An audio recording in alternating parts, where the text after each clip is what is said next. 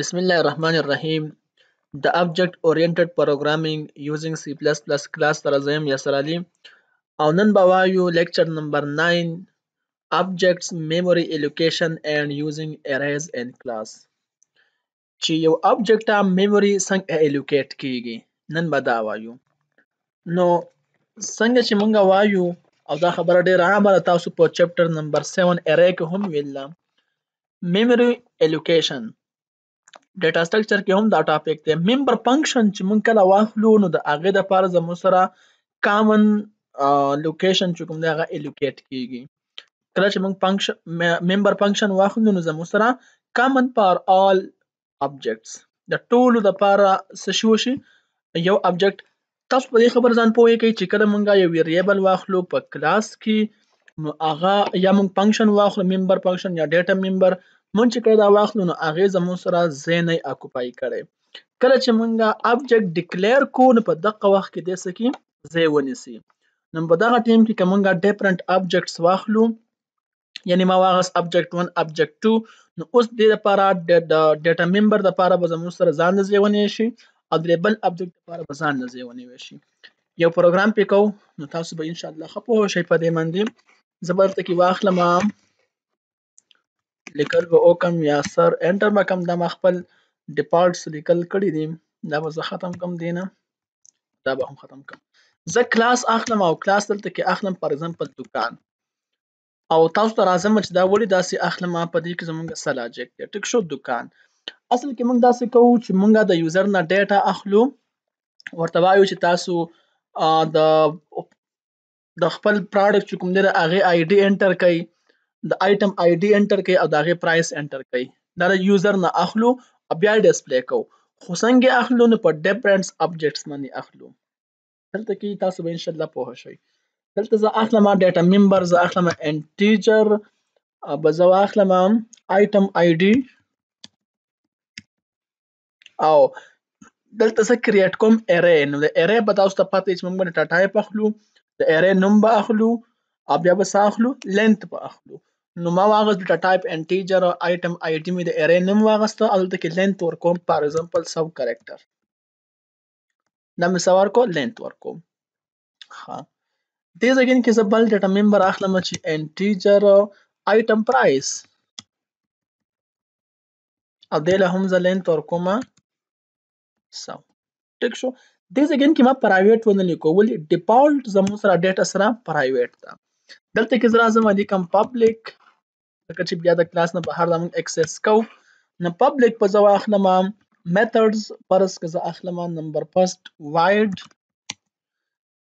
به زه واخلم چې انیشیل آی ان آی ټی پون نشم لیکلی واخلم انیشیل کاونټر او دا په دې ځګین کې څه کو ډیفاین هم کو دلته کې انیشیل کاونټر دې ځګین کې زه بل یو ډیټا ممبر اخلم انټیجر کاونټر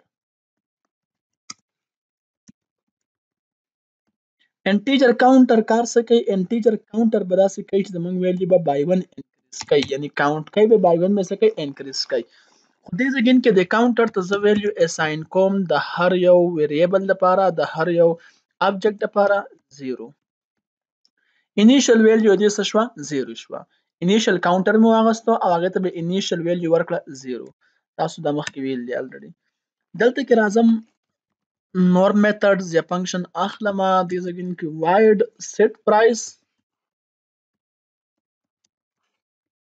یو به دا اخلم او دا به اوټساید د کلاس ډیفاین کوم بل اخلم وایډ او دلته کې وایډ او دې ځګین کې لیکم ډسپلی ډیټا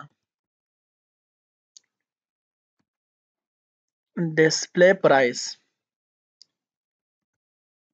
پی آر آی سی ای بل می دا واغستو ډسپلی پرایس مو واغستو دا اوس اوټساید د کلاس کوم زه اکسس کوم چې اوټساید د کلاس د زه اکسس کوم نو تاسو ته پته را چې موږ به څه واخلو وایډ ریټرن ټایپ په واخلو دې ځګین کې به د کلاس نوم اخلو کلاس نوم موږ څه اغستی ځګین کې بره دکان ډي یو کې ای ان دکان او سکوپ ریزولوشن به واخلو دې په ذریعه سمونږ پرایویټ ډیټا څه کولای شو اکسس کولای شو ٹھیک ده زه به واخلم سیټ پرایس پرایس په دې ځای کې د څه کما سیټ کم او باډي به واخلمه. زه پرایس سیټ کوم په دې ځای کې نو زه به ورته په سی اوټ کې ووایم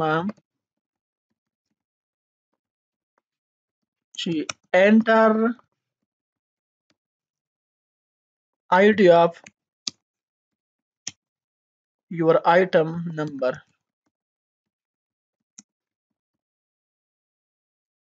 تاسو چې کوم تاسو خپل ID انټر کړئ د آیټم د نمبر لپاره. په دې ځای کې زه ورکوم end of line چې جدا جدا راځي او په سی ان کې به زه انټر کما. زه به انټر کوم دلته کې زه به انټر کوم چې آیټم ID خو په دې ځای کې به زه انټر کوم ورسره کاونټر مونږ به اغستی دی چونکې مونږ ارې اغستی نو ارې مې دلته څه کو کاونټر مې دې ځای کې داسې ورکړو.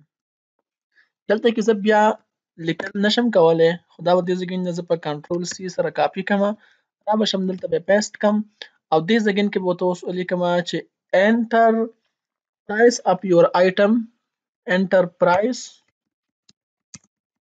اف یور څه شي زه آیټم تاسو چې کوم آیټم دی د هغې پرایس دلته کې انټر کړئ نو دې ځای کې به زه څه انټر کړم آیټم پرایس بره موږ اغستی و که نه آیټم پرایس زه به دا انټر کړم. ټیک شو نو دې ځای کې ما ډیټا سیټ کړه تاسو ولیده دې ځای کې ما ډیټا سیټ کړه خو تاسو به وایئ چې دا خو موږ د یو پروډکټ دپاره د یو آیټم دپاره ډیټا سیټ کړه چونکې دا به زه تاسو ته وروسته ووایم چې موږ په ابجکټ کې څه کوو دا بار بار کال کوو ځکه ورته موږ ویلی شو ابجکټس میموري الوکیشن یوزینګ اریز. ښه دلته راځم بل میتھډ چې کوم هغه دې ځای کې ډیفینیشن کوم زه به ولیکم واید دلته به راشم کلاس نیم به واخلم دوکانو او دلته به زه واخلم سکوپ ریزولوشن او دلته به زه راشم ډسپلی پرایس ته دې باندې به واخلم. ښه اوس د دې پرایس هغه څه کوم مونږ سمپل په سکرین باندې ډسپلی کوو نو چې مونږ د هغې پرایس په سکرین ډسپلی کوو د هغې لپاره به زه واخلم دلته کې پار لوپ ځکه بار بار هغه ډسپلی کول غواړي مونږ به سمپل پار لوپ واخلو. پار لوپ په دې ځای کې به زه واخلم چې صحیح integer I start from 0 I less than دې ځای کې به زه واخلم counter I less than counter. ټیک شو سوري دلته کې است مخکې لرې کوم I less than counter ګورئ کاونټر هغه دی چې تر څو پورې مونږ دا څومره ډیټا مونږ انټري کړه نو مونږ ته به هغه پورې په سکرین دا ډسپلی کېږي هغه عمر به زمونږ لوپ دا ریپیټ کېږي بار بار به دا مونږ ته ډسپلی کوي او څه شی مونږ ته سی اوټ کوه دلته به راشم زه به ولیکم چې مونږ ته سی اوټ کوه څه سی اوټ کوه د پرایس اف آیټم the price of item with ID ټیک شو ما داسې ولیکو چې د پرایس اف آیټم with ID او دې ځای کې به انسرشن اپریټر واخلم او دلته به څه ډسپلی کړم د آیټم چې کومه ID ده هغه به زه په دې ځای کې ډسپلی کړم. ټیک شو آیټم ID خو دې ځای کې اپ آی چونکې موږ دلته کې څه واغسته په لوپ کې دا واغسته دلته کې آی کنه دا دې ځای کې موږ دا واغست دا په سٹارټ کې 0 بیا به لاړ شي 1 ته وروسته موږ د دې ځای کې څه کوو انکریز کوو دلته به زه راشم زه به دلته کې واخلم آی. ټیک شو ښه اوس دې ځای کې زه څه ولیکم دلته زه لیکم سوري دا لرې شته ډبل کوټس کې به زه ولیکم چې ایز څه مې واغسته ایز یعنی د پرایس اف آیټم with ID item ID یعنی هغه ID به راکړي که 1 1 به راکړي که 2 2 به راکړي که 3 3 به راکړي دغه شانتې به دا مونږ ته راکوي خو دې ځای کې ما څه واغستو ایز او دلته به زه واخلم انسرشن اپریټر او دلته کې به زه واخلم څه شیز به واخلو دې ځای کې آیټم پرایس به واخلو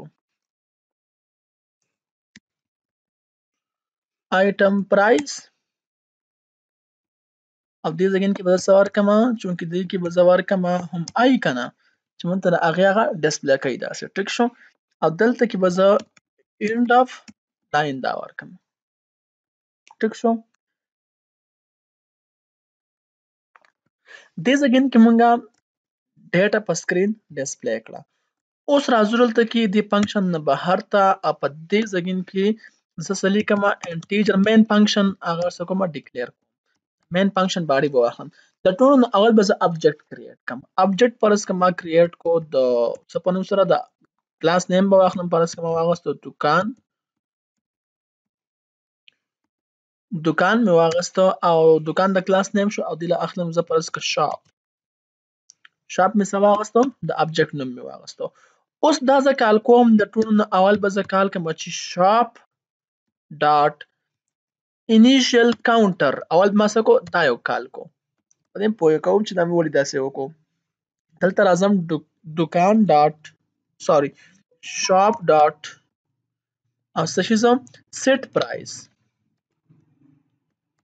دلته راځم بیا چې شاپ ډاټ څه به واخلم بیا ډسپلی پرایس. ډېر سمپل کار مې وکړو. ټیک شو.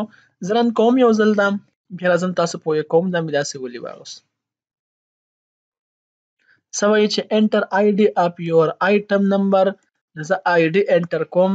فرض کړه ما انټر کړو چې 101 دا زما د پراډکټ آی ډي شوه. اوس د 101 دپاره موږ څه انټر کوو دغې آیټم دپاره موږ انټر کوو پرایس. فار ایگزامپل 101 چې کوم آی ډي دی د هغې پرایس زموږ سره دی 2000. ټیک شو. اوس دې ځای کې موږ ته په سکرین سره ډسپلی نه شو چې ولې تاسو دا ګورو.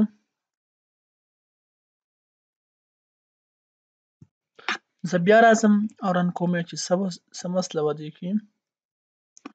فرض کړه آی ډي نمبر ما انټر کو 10 دلته به انټر کوم 101 او انټر آیټم پرایس زه انټر کوم فار ایگزامپل 1500.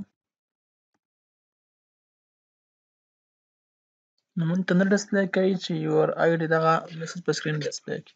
یعنې هاو زه ګورم دا راځم. ښه اصل کې ایرر زمونږ په دې ځای کې و. که تاسو وګورئ دلته کې مونږ ته ډسپلی نه راکوي آوټپوټ نه راکوي.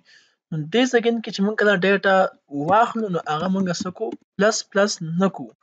نو تاسو ته خو مخکې په اوله کې ما وویل چې دا مونږ خامخا کاونټر څه کوو پلس پلس کوو. ګورئ زه رن کوم اول چک کوم چې ټیک دی که نه تاسو ته بیا ایکسپلین کوم. دلته کې ما واغوستو انټر آی ډي اف یور آیټم نمبر فرض کړه ما واغوستو 101 وایي پرایس انټر کړئ. فرض کړه ما وویل چې پرایس د دې پراډکټ دی 1500. دی وایي چې د پرایس اف آیټم ود آی ډي ایکس ایک آی ډي دی څو پرایس دی 1500. مونږ ته داسې ډسپلی شو که نه. اوس زه داسې کار کوم چې زه ډیټا مطلب د ډېر شي آیټمز دي او د هغې لپاره زه ډیټا څه کوم انټري کوم. نو داسې نه چې د هر لپاره جدا جدا کوډ ولیکم چونکې زه به څه کوم بار بار به دغه پرایس سیټ کوم. داسې اګزامپل شو یو پروګرام دی د وادو. نو چې څومره میلمانه راځي نو موږ د هغې لپاره لاسو انځلو پروګرام کوو. نو موږ څه وکړو موږ هغه ځای کې یو بیلر یا یو ټپکا یو څیز ولګو که نه بمبه ولګو هغې ته راځي ټول لاس انځي. که چېرې موږ داسې وکړو چې د هر میلمه لپاره جدا جدا پروګرام ځان لګوو نو فار ایگزامپل 200 میلمانه دي نو موږ به 200 ځای بمبې لګوو دغه سیسټم به کوو موږ ته ګرانېږي. دلته ما څه وکړو دلته کې سمپل ما دا بار بار دا به زموږ سره 3 ځل څه کېږي آیټریټ کېږي مطلب ریپیټ کېږي به. تاسو دلته کې وګورئ پروګرام ته واپس دې پورې خو تاسو ټول پوه یئ. دلته ما واغوستو کلاس دوکان آیټم آی ډي ډیټا ممبرز مې واغست په دې هم تاسو پوه یئ. او چونکې دا اری دی ښه دې ځای کې مې اری واغستو. دې ځای کې ما واغستو واید انیشیل کاونټر او هغې ته مې اساین کو 0 چې کاونټر په الحال سټارټ ما 0 نه واغستو. یعنی ما 0 نه څه واغسته دي سټارټ واغستو. سیټ پرایس د هغې چې کوم پرایس و هغه مو ته دې ځای کې سیټ کو ساري یو دغه مې واغستو دا ممبر فنکشن مې واغست. دلته مې هم ممبر فنکشن واغست آوټ ساید د کلاس هغه څه کوو ډیفینیشن کوو. واید دوکان او سکوپ ریزولوشن سیټ پرایس د دې په ذریعه سم ما دا څه کو اکسس کو او مې لیکو چې سی آوټ انټر آی ډي اف یور آیټم نمبر دا خو تاسو مخکې ولیدو چونکې دې ځای کې هغه چېرته سټور شي په 0 کې سټور شي کاونټر څه شي دلته کې 0 دی که نه دلته کې راشو کاونټر ته اساین شي. مونږ چې کومه آی ډي ورکو نو هغه په کاونټر کې څه شي دلته کې سټور شي. بیا راشي انټر پرایس اپ یور آیټم هغه چې کله دلته کې راشي په دې کې سټور شي او دلته څه شي کاونټر پلس پلس شي. تاسو به وایئ چې موږ یې په دویم ځل په دریم ځل رن کوو نو آیا دا ویلیو ریپلیس کېږي نه د کاونټر دا لکه فار ایگزامپل لیټ سپوز ما یو ځل دا رن کو ما دې ځای کې انټري وکړه زه بلته په کمنټس کې ولیکم په دې ځای کې ما انټر کو چې آی ټي فرض کړه شوه 101 او د دې لپاره چې کوم پرایس شو هغه فار ایگزامپل شو 1500. ټیک ده.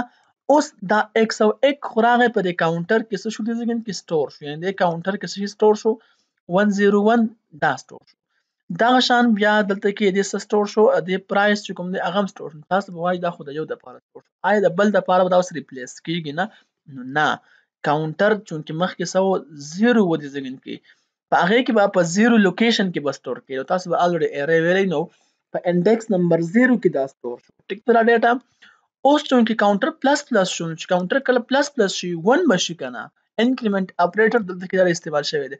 چې کله 1 شو نو چې کله موږ بیا دا رن کو نو مونږ چې کومه نوره ډیټا زمونږ نه وغواړي نو هغه به سټور شي. یعنې فار ایگزامپل په هغه ځای کې ما انټر کو د بل پروډکټ لپاره 102 او دې قیمت ما انټر کو، پرایس ما انټر کو 2000. ټیک شو. نو اوس دا به سټور کېږي په لوکیشن نمبر 1 کې، په انډیکس نمبر 1 کې دا انکریز شوی 1 شوی و. نو دې وجې نه دا ځان له جدا جدا څه کوي میموري الوکیټ کېږي جدا جدا. ټیک شو. یعنې جدا جدا ځای د مسلسل ده او هغه په سکرین ډسپلی کېږي موږ ته او هغه موږ ته څه راکوي کاونټر. نو کاونټر به تر څو پورې زموږ سره دا ریپیټ کېږي به تاویږي به آی لیس دین کاونټر. نو کاونټر هغه چې کوم د دې ځای نه پورې موږ څه کړي، یعنې موږ 3 ځل دا میتھډ څه کړی 3 ځای کې کال کړی دی.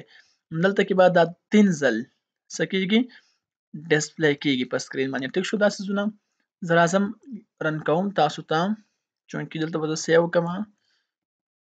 اوس به رن کړم. ښه زه آیټم آی ډي انټر کوم چې 101 دا مې انټر کو. انټر یور پرایس، پرایس فار ایگزامپل ما انټر کو دې پرایس دی 1500 یا 15000 شو فرض کړه. انټر آی ډي فرض کړه ما 102 او انټر پرایس اف یور آیټم د دې 2 نمبر 102 آی ډي پرایس زموږ سره شو فار ایگزامپل 2500. دا به 3 ځل دغه کېږي. ښه مخکې تاسو ما وویلو دغه شان انټر آی ډي 103 اب دی پرایس زه ورکوم 1000 روپۍ. ټیک شو. تاسو وګورئ د پرایس اف آیټم ود آی ډي کومه آی ډي ده 101 د هغې پرایس دی 1500.